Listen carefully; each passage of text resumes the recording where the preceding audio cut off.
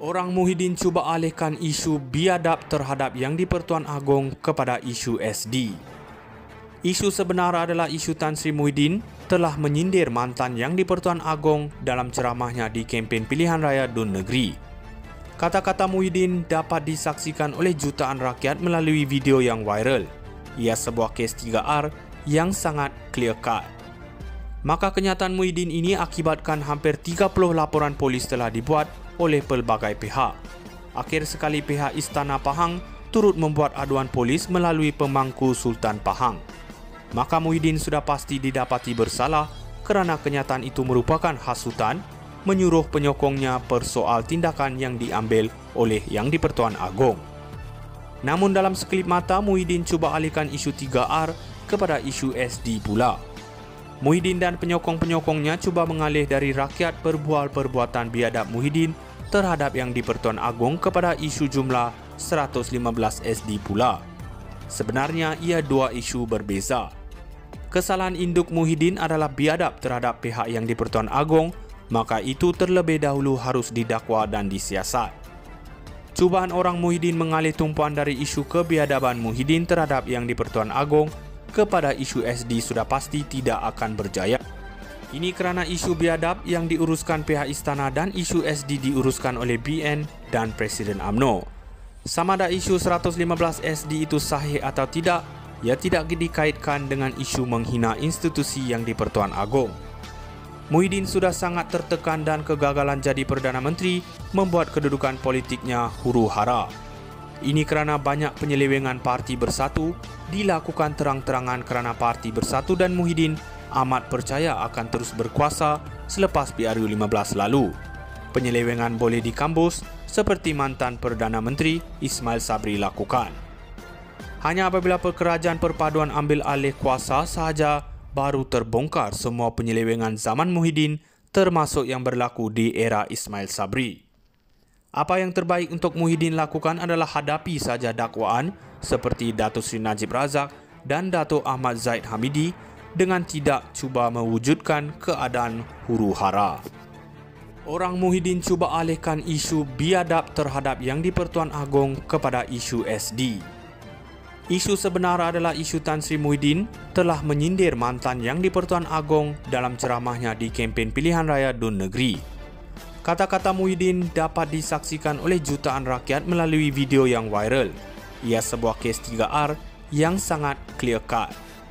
Maka kenyataan Muhyiddin ini akibatkan hampir 30 laporan polis telah dibuat oleh pelbagai pihak. Akhir sekali pihak Istana Pahang turut membuat aduan polis melalui pemangku Sultan Pahang. Maka Muhyiddin sudah pasti didapati bersalah kerana kenyataan itu merupakan hasutan menyuruh penyokongnya persoal tindakan yang diambil oleh Yang di-Pertuan Agong. Namun dalam sekelip mata Muhyiddin cuba alihkan isu 3R kepada isu SD pula. Muhyiddin dan penyokong-penyokongnya cuba mengalih dari rakyat perbual perbuatan biadab Muhyiddin terhadap Yang di-Pertuan Agong kepada isu jumlah 115 SD pula. Sebenarnya ia dua isu berbeza. Kesalahan induk Muhyiddin adalah biadab terhadap pihak Yang di-Pertuan Agong, maka itu terlebih dahulu harus didakwa dan disiasat. Cubaan orang Muhyiddin mengalih tumpuan dari isu kebiadaban Muhyiddin terhadap Yang di-Pertuan Agong kepada isu SD sudah pasti tidak akan berjaya. Ini kerana isu biadab yang diuruskan pihak istana dan isu SD diuruskan oleh BN dan Presiden UMNO. Sama ada isu 115 SD itu sahih atau tidak, ia tidak dikaitkan dengan isu menghina institusi Yang di-Pertuan Agong. Muhyiddin sudah sangat tertekan dan kegagalan jadi Perdana Menteri membuat kedudukan politiknya huru-hara. Ini kerana banyak penyelewengan Parti Bersatu dilakukan terang-terangan kerana Parti Bersatu dan Muhyiddin amat percaya akan terus berkuasa selepas PRU 15 lalu. Penyelewengan boleh dikambus seperti mantan Perdana Menteri Ismail Sabri lakukan.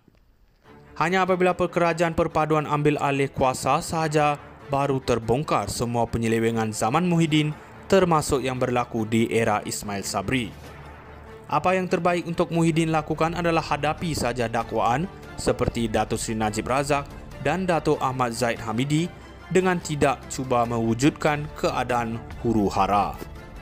Orang Muhyiddin cuba alihkan isu biadab terhadap Yang di-Pertuan Agong kepada isu SD.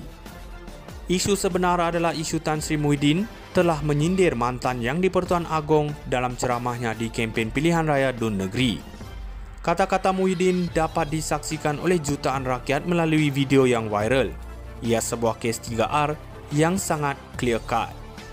Maka kenyataan Muhyiddin ini akibatkan hampir 30 laporan polis telah dibuat oleh pelbagai pihak.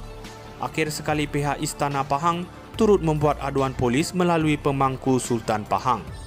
Maka Muhyiddin sudah pasti didapati bersalah kerana kenyataan itu merupakan hasutan menyuruh penyokongnya persoal tindakan yang diambil oleh Yang di-Pertuan Agong.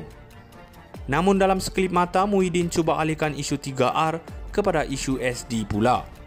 Muhyiddin dan penyokong-penyokongnya cuba mengalih dari rakyat berbual perbuatan biadab Muhyiddin terhadap Yang di-Pertuan Agong kepada isu jumlah 115 SD pula.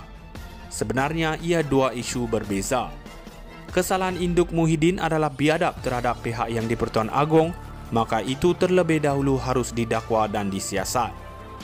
Cubaan orang Muhyiddin mengalih tumpuan dari isu kebiadaban Muhyiddin terhadap Yang di-Pertuan Agong kepada isu SD sudah pasti tidak akan berjaya.